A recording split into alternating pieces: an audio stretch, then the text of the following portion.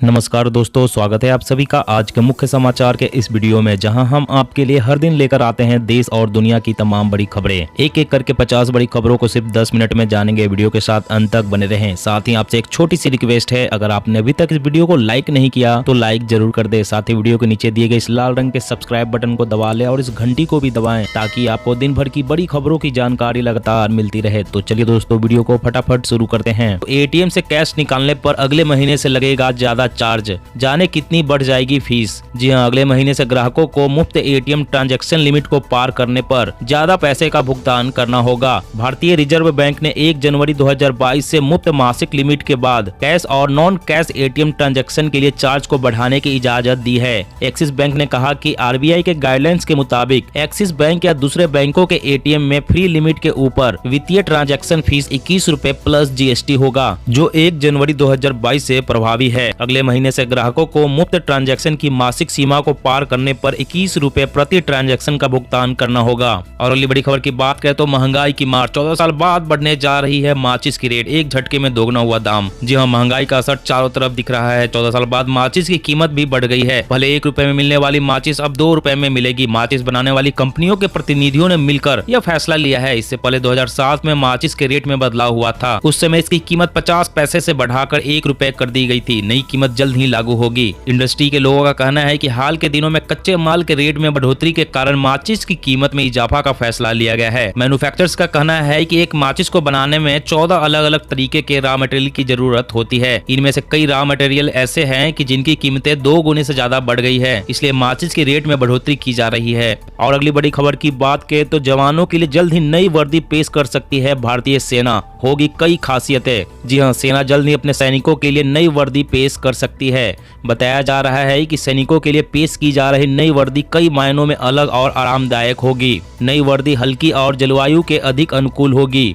नई वर्दी थल सेना की मौजूदा कैमोफ्लेज वर्दी की जगह लेगी। जानकारी के मुताबिक सेना द्वारा पेश की जा रही नई वर्दी डिजिटल डीसर पट्यू पैटर्न पर आधारित होगी। इस वर्दी का डिजाइन लंबे विचार विमर्श के बाद तैयार किया गया है। इसमें कई देशों की सैन्य वर्दियों को ध्यान में रखते हुए विश्लेषण के बाद नई वर्दी को अंतिम रूप दिया गया है। नई वर्दी अधिक टिकाऊ होने के साथ साथ गर्मी और सर्दी दोनों ही मौसम में आरामदायक होगी। नई वर्दी में कई ऐसे रंगों का इस्तेमाल किया गया है जो सैनिकों को छिपने में मदद करेंगे। और अगली बड़ी खबर की बात करें तो दुनिया को धड़ल्ले से जहरीला राशन बेच रहा है चीन। मेड इन चाइना लिखे उत्पादों को भूलकर भी ना खाएं। जी हां, अब चीन कई तरह की जहरीली चीजें बनाकर मार्केट में बेच रहा है। इन्हें खाना स्वास्थ्य के लिए काफी नुकसानदायक है। चीन में बने नमक में मेटल के अंश पाए गए हैं, वो बेहद खतरनाक है। वहीं चीन पैसे कमाने के लिए कुछ भी कर सकता है। चीन के कई फैक्ट्रीज में बच्चों के लिए बनाई जाने वाली फार्मूला में जहर पाया गया है। इन्हें वहां बेचने पर रोक लगा दी गई है, लेकिन इसके पैकेट्स बाहर देशों में धड़ल्ले से बिक रहे हैं। ऐसे में खरीदने से पहले आप देख लें कि कहीं आपके बच्चे का यह खाना चीन में तो नहीं बना है। चीन में प्लास्टिक के चावल बनाए जाने की भी खबर सामने आई थी। चीनी फैक्ट्रियों में बने इन चावलों के अंदर कई तरह के केमिकल्स मिलाए रहते हैं। इन्हें खाने से कैंसर भी हो सकता है। ऐसे में चीन से आए चावल खाने की जगह देसी चावल को बढ़ावा दें। और अगली बड़ी खबर की बात करें तो चीन में बच्चों को मिलेगी होमवर्क से आजादी, क्लास के बाद ट्यूशन पर भी लगेगी रोक। देश में पास हुआ कानून। जी हां, चीन ने एक शिक्षा कानून पारित किया है जो मुख्य सब्जेक्ट में होमवर्क और फिर उसके लिए ट्यूशन के दोहरे दबाव को कम करता है। इसका मकसद छात्रों पर से होमवर्क के दबाव को कम करना है। बीजिंग ने इस साल बच्चों को लेकर नई नीतियां बनाई है। इसमें युवाओं को ऑनलाइन गेम की लत से बचाने के लिए नियम बनाए गए हैं। चीन ने ऑनलाइन गेम को आध्यात्मिक अफीम तक बता दिया है। इसके अलावा लोगों को इंटरनेट हस्तियों को अंधा होकर मानने पर भी रोक लगाई है। चीन की संसद ने कहा कि यदि बच्चे बहुत बुरा व्यवहार करते हैं या कोई अपराध करते हैं तो इसकी सजा उनके माता पिता को दी जाएगी। वहीं स्थानीय सरकार को यह सुनिश्चित करना है कि होमवर्क और ट्यूशन के दोहरे दबाव को कम किया जाए। और अगली बड़ी खबर की बात करें तो बांधों की सुरक्षा और मेंटेनेंस करेगी केंद्र सरकार। राज्यसभा में लंबी चर्चा के बाद पास हुआ बिल। जी हां, लोकसभा के बाद राज्यसभा ने भी बांध सुरक्षा विधेयक 2019 को पारित कर दिया है। यह विधेयक भारत में एक नियामक संस्था के माध्यम से निर्दिष्ट बांधों की निगरानी, निरीक्षण, संचालन और रख रखाव का प्रावधान करता है। बता दें कि केंद्र सरकार देश के सभी बांधों की सुरक्षा संबंधी प्रक्रिया में एक रूपता लाने पर जोर दे रही है। इस विधेयक के जरिए एक ऐसा तंत्र विकसित किया जाएगा जो सभी बांधों की सुरक्षा की निगरानी करेगा। बांधों का सीधा ताल्लुक राज्यों के सिंचाई विभाग और केंद्रीय जल आयोग से है, जिन्हें मजबूती देने की जरूरत है।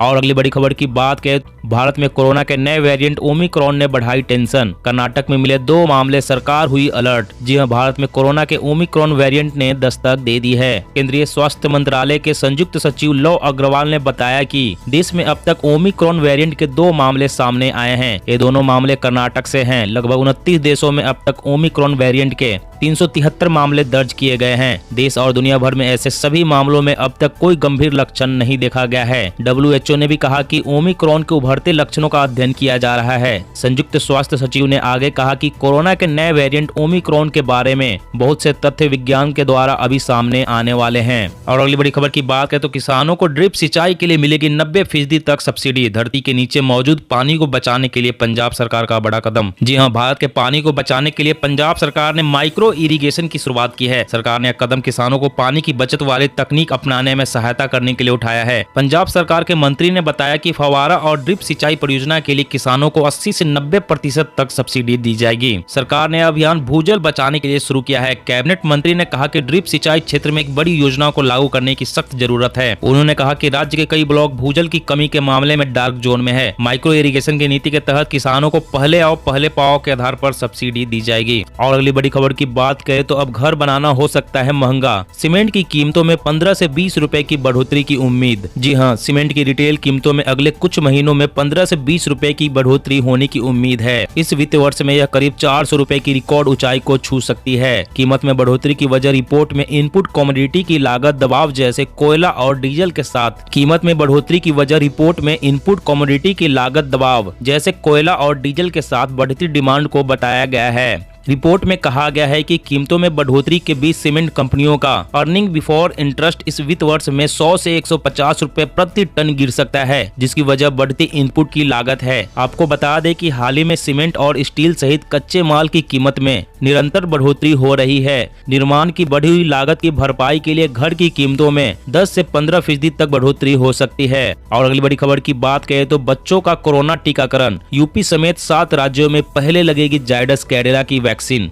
जी हां, जायडस कैडिला की कोरोना वैक्सीन जाइकोव डी जल्द ही देश के टीकाकरण के अभियान में शामिल होने वाली है। इस टीके का इस्तेमाल बच्चों के टीकाकरण के लिए होगा। बता दें कि यह वैक्सीन सिरिंज या सुई से नहीं बल्कि एप्लीकेटर के जरिए लगाई जाएगी। केंद्रीय स्वास्थ्य मंत्रालय ने 7 राज्यों में इस टीके के इस्तेमाल की मंजूरी दी है। ये राज्य हैं बिहार, उत्तर प्रदेश, झारखंड, महाराष्ट्र, पंजाब, तमिलनाडु और पश्चिम बंगाल। मंत्रालय ने इन राज्यों को ऐसे जिलों की जानकारी जुटाने के निर्देश दिए हैं जहां वैक्सीन की पहली डोज कम लगी है। मंत्रालय ने राज्यों को फार्माजेट इंजेक्टर को लेकर एक सत्र आयोजित करेगी ताकि इसकी ट्रेनिंग दी जा सके। और अगली बड़ी खबर की बात करें तो चीन को मुंहतोड़ जवाब देने को भारत भी बना रहा खतरनाक हाइपरसोनिक मिसाइल। यूएस संसद की रिपोर्ट में दावा। जी हां, अमेरिकी संसद की एक स्वतंत्र रिपोर्ट में कहा गया है कि भारत उन कुछ चुनिंदा देशों में शामिल है जो हाइपरसोनिक मिसाइल विकसित कर रहे हैं। अमेरिकी संसद की यह रिपोर्ट ऐसे समय में आई है जब चीन ने एक परमाणु सक्षम हाइपरसोनिक मिसाइल का प्रक्षेपण किया है, जिसने अपने लक्ष्य से चूकने से पहले पूरी पृथ्वी का चक्कर लगाया था। चीन ने अपने इस परीक्षण से अमेरिकी खुफिया एजेंसी को हैरान कर दिया है। रिपोर्ट में कहा गया है कि अमेरिका, रूस और चीन के सबसे आधुनिक हाइपरसोनिक हथियार कार्यक्रम है, लेकिन ऑस्ट्रेलिया, भारत, फ्रांस, जर्मनी और जापान समेत कुछ अन्य देश भी हाइपरसोनिक हथियार प्रौद्योगिकी विकसित कर रहे हैं। रिपोर्ट में कहा गया है कि भारत ने Mach 7 hypersonic cruise missile BrahMos 2 को विकसित करने के लिए रूस के साथ गठजोड़ किया है। इससे चीन को कड़ी टक्कर मिलेगी।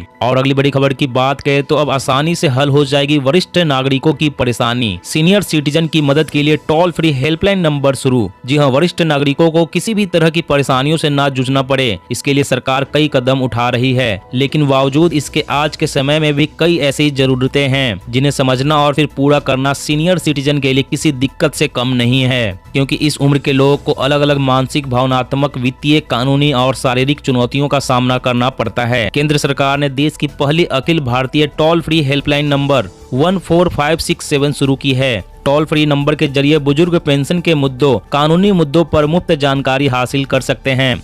और अगली बड़ी खबर की बात करें तो अब रूसी AK-230 से चीन पाकिस्तान को भारतीय जवान देंगे करारा जवाब। पुतिन के साथ पीएम मोदी 7.5 लाख राइफल की करेंगे डील। जी हां, भारत और रूस के बीच सैन्य संबंधों को एक मजबूत बढ़त देने का इरादा लिए दोनों देश के राष्ट्र अध्यक्ष की बैठक होने वाली है। बैठक के दौरान भारत 7.5 लाख AK-203 असॉल्ट राइफलों की आपूर्ति पर समझौता करने वाला है। आपको बता दें कि रूस से डिजाइन की गई AK-203 को उत्तर प्रदेश के अमेठी की एक फैक्ट्री में बनाया बनाया जाएगा। उन्होंने कहा कि भारतीय सेना द्वारा अधिग्रहित की जाने वाली 7.5 लाख राइफलों में से पहले 70,000 में रूसी निर्मित घटक शामिल होंगे। दोस्तों आज की खबरों में बस इतना ही। इसी तरह हर रोज काम की खबरें जानने के लिए आप हमेशा हमारे साथ जुड़े रहें। हमारे साथ जुड़ने के लिए वीडियो के नीचे दिए गए इस लाल रंग के सब्सक्राइब बटन को दबा लें और इस घंटी को भी दबाएं ताकि आपको हर खबर की सटीक जानकारी मिल सके। जय हिंद, जय भारत।